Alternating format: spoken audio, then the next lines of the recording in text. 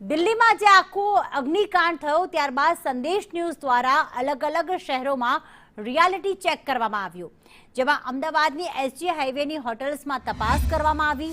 હોટલમાં ફાયર સેફટીના સાધનો ઉપલબ્ધ જોવા મળ્યા। ફાયર સિલિન્ડર અને હોસ બોક્સ પણ હાજર હતા। ફાયર એક્સટિંગ્વિશર અને એલાર્મ સિસ્ટમ પણ આ હોટલમાં કાર્યરત હતું। ફાયર સેફટી વ્યવસ્થાની ચકાસણી અહીંયા કરવામાં આવી કે જ્યાં એસજી હાઈવેની જે હોટલમાં તપાસ કરવામાં આવી ત્યાં તમામ જે ફાયરને લગતી જે પણ વસ્તુઓ હોય છે, જે માન્યતા હોય છે તે ઉપલબ્ધ હતી। કશ્યપ અમારી સાથે જોડાઈ ગયા છે। કશ્યપ, ક્યાંક ખામીઓ જોવા મળતી હોય તો ક્યાંક એવી સતર્કતા અને સાવધાની જોવા મળતી હોય છે કે બધી પૂરતી વ્યવસ્થા હોય છે, જો આગ લાગે તો બધી વ્યવસ્થા હોવી જોઈએ।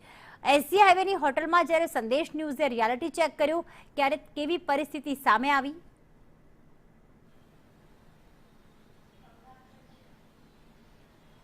બિલકુલ પ્રીતિ, અમદાવાદમાં બે પ્રકારની સ્થિતિ છે તે જોવા મળે છે।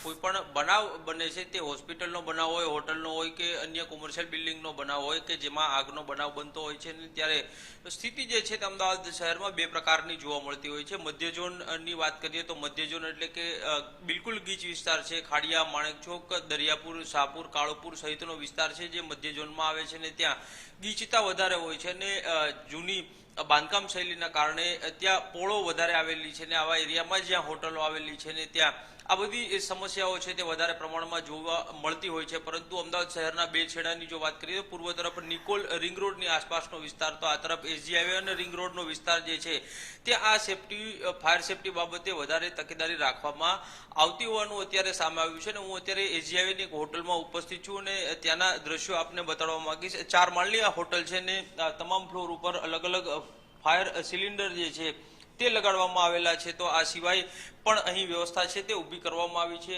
હોસ બોક્સ જે છે તે અહીં રાખવામાં આવ્યા છે જેથી કરીને પાણીનો મારો જો ચલાવવાનો થાય અને ફાયરના વ્હીકલ માધ્યમથી જો પાણીનો મારો ચલાવવાનો થાય તો આ ફાયર હોસ બોક્સ છે તેનો ઉપયોગ થઈ શકે। સાથે જ અહીંની જે સિસ્ટમ લગાડેલી છે તેમાં પણ આ પ્રકારની વ્યવસ્થા છે તે ગોઠવવામાં આવેલી છે। સાથે જ આ ફાયર અલાર્મ છે તે અહીં ઉપલબ્ધ જોવા મળી રહ્યો છે। તો આ સિવાય સ્મોક ડિટેક્ટર જે છે તે પણ અહીં લગાડવામાં આવેલા છે જેથી કરી અને સામાન્ય આગ લાગે અને થોડો પણ ધુમાડો થાય તો તરત જ પગલાં લઈ શકાય તે પ્રકારની વ્યવસ્થાઓ છે તે હાલ અત્યારે અહીં જોવા મળી રહી છે। પરંતુ ગીચ વિસ્તાર જે છે અમદાવાદ શહેરનો કે જ્યાં મોટાભાગની હોટલો અથવા તો કોમર્શિયલ બિલ્ડિંગ છે ત્યાં આ કોઈ પણ પ્રકારની વ્યવસ્થા જોવા નથી મળતી।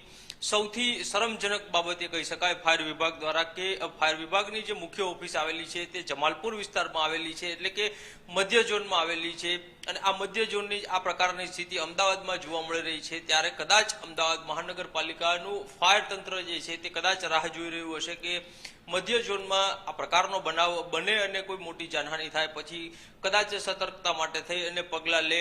ત્યાં સુધી ઘોર નિંદ્રામાં આ ફાયર તંત્ર જે છે તે જાણે કે સૂઈ રહ્યું હોય તે પ્રકારની સ્થિતિ હાલ જોવા મળી રહી છે। બિલકુલ, આભાર કશ્યપ તમામ વિગતો માટે।